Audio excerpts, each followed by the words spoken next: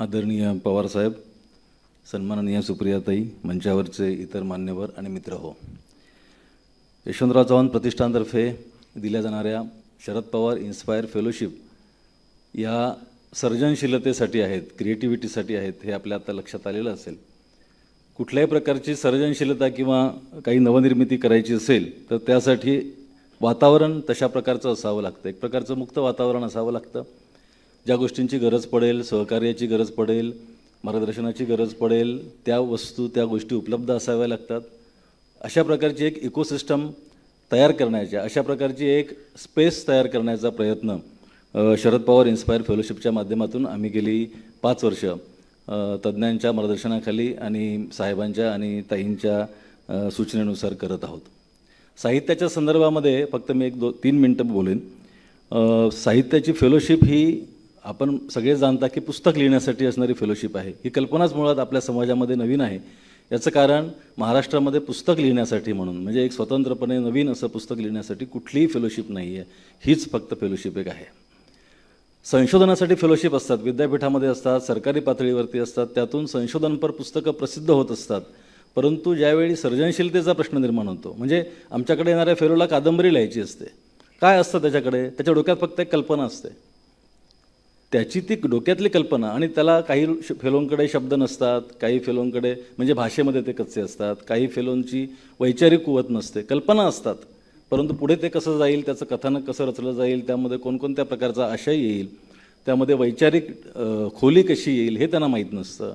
तर अशा अनेक अडचणींमधून त्यांना तोंड देत देत पुस्तक लिहायचं असतं.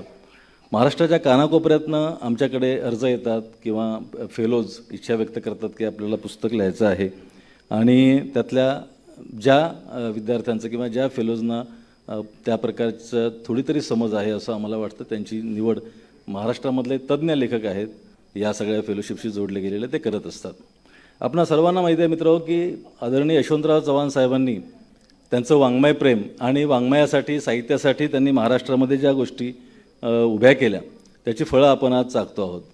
यशवंतराव चव्हाणांनी मुख्यमंत्री झाल्यानंतर पहिल्यांदा 1960मध्ये महाराष्ट्र राज्य साहित्य संस्कृती मंडळाची स्थापना केली, विश्वकोश निर्मिती मंडळाची स्थापना केली, आणि परिणाम असा आहे की महाराष्ट्र हे एकमेव राज्य असं आहे की जिथे सरकारी पातळीवरती विश्वकोश पहिल्यांदा तयार झालेला आहे. दुसऱ्या कुठल्याही राज्यात भारतात अशा प्रकारची ॲक्टिव्हिटी झालेली नाही.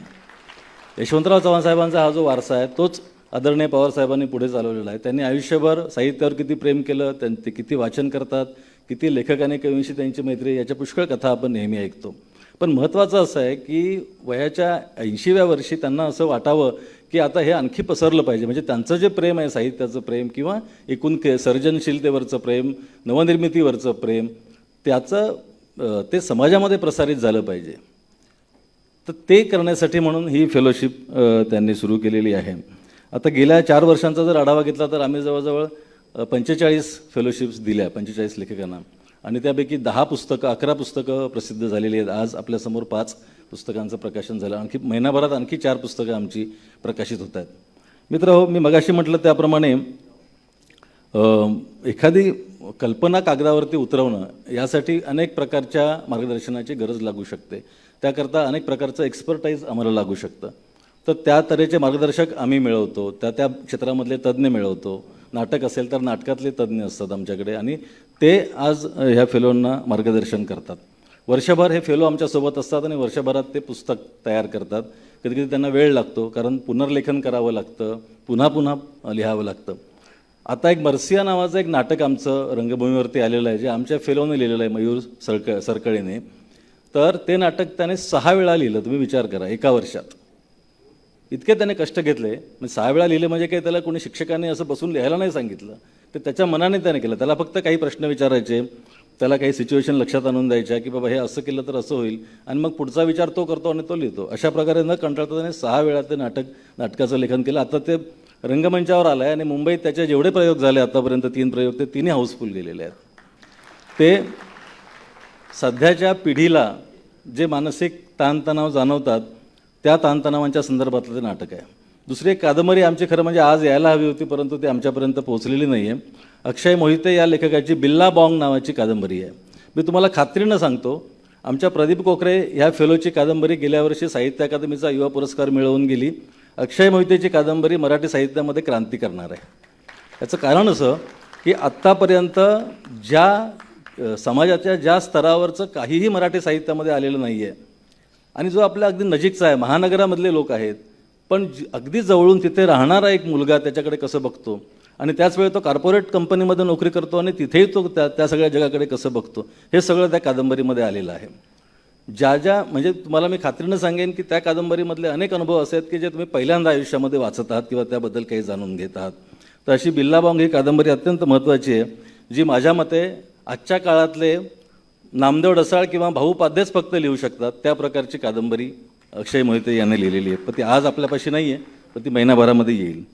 तर अशा तऱ्हेच्या ह्या सगळ्या ह्या सबंध फेलोशिपच्या मागे जो विचार आहे, तो विचार काय आहे तो लक्षात घ्यावा आपण सर्वांनी, की हा एक प्रकारचा सध्याच्या सांस्कृतिक वातावरणामध्ये शरद पवार फेलोशिपने, इन्स्पायर फेलोशिपने केलेला हस्तक्षेप आहे. हा सांस्कृतिक हस्तक्षेप आहे आणि हा अत्यंत महत्त्वाचा आहे. मगाशी मी आपल्याला जे सांगितलं की कोणत्याही काळामध्ये जेव्हा विचारांचं ध्रुवीकरण होतं, एकाच विचाराचं वर्चस्व समाजावरती गाजवायला लागलं, जास्त आपल्याला जाणवतं, त्यावेळी संवाद खुंटतो. ते वातावरण निरोगी नसतं विचारांसाठी आणि निर्मितीसाठी सुद्धा निरोगी नसतं. अशा वातावरणामध्ये यशवंतराव चव्हाण प्रतिष्ठानने शरद पवार इन्स्पायर फेलोशिपच्या रूपाने केलेला हा एक प्रकारचा सांस्कृतिक हस्तक्षेप आहे असं मी म्हणेन. कारण आज सांस्कृतिक राजकारणामध्ये अशा तऱ्हेच्या ॲक्टिव्हिटीज, उपक्रम राबवणं हे अत्यंत गरजेचं आहे. त्याशिवाय उद्याचा महाराष्ट्र घडू शकणार नाही. आज आम्ही जर 10 मोठे लेखक देऊ शकलो तर ते पुढे 100 वर्ष महाराष्ट्रासमोर राहतील, येणाऱ्या पिढ्यांसाठी सुद्धा ते उपलब्ध राहतील, त्यांचं लिखाण उपलब्ध राहील आणि ही फार मोठी अचिव्हमेंट असेल. मित्रहो, ही फेलोशिप म्हणजे काय आहे? आपल्याला सर्वांना माहिती आहे की सध्याच्या वातावरणामध्ये जैन झी अवतरलेली आहे. आत्ताची जी पिढी आहे ती जैन झी आहे आणि तिच्यासोबत आपण जगतो आहोत. त्या पिढीची विचार करण्याची पद्धत काय आहे, जगाकडे बघण्याची पद्धत काय आहे ते आपण समजून घेतलं पाहिजे. आमचं साहित्य तुम्हाला जैन झीनं लिहिलेलं साहित्य आहे असं दिसेल. आणि या काळामध्ये जे अगदी थोडेसे असे दिवे आहेत की जे नवखे आहेत, मिनमिनते दिवे आहेत, म्हणजे आमचे फेलो लेखक. एरवी ते विझून जातील जर आपण त्यांना वातावरण दिलं नाही तर. फेलोशिप म्हणजे काय आहे? दिवा विझू नये म्हणून आपण काय करतो, तर दिव्याभोवती हवा लागू नये म्हणून ओंजळ धरतो. ही फेलोशिप म्हणजे ही धरलेली ओंजळ आहे त्यांच्याभोवती आणि त्या ओंजळीमध्ये ते दिवे पुढे तेवत राहणार आहेत आणि आपल्याला प्रकाश देणार आहेत. धन्यवाद.